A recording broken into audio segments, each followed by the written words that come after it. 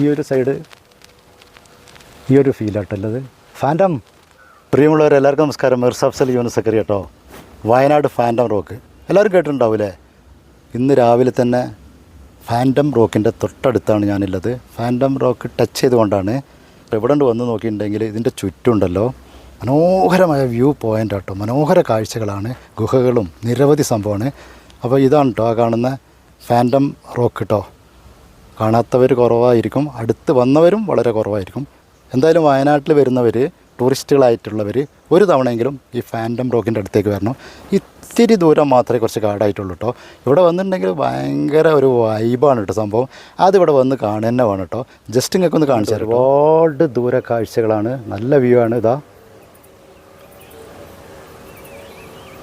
അതുപോലെ ഇവിടെ ഗുഹയൊക്കെ ഉണ്ട്.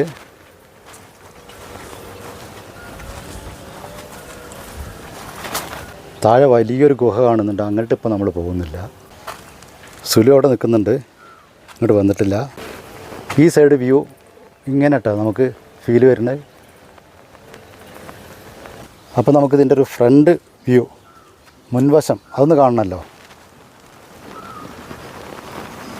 വാവ്, എങ്ങനെയുണ്ട് സംഭവം? പൊളിയല്ലേ?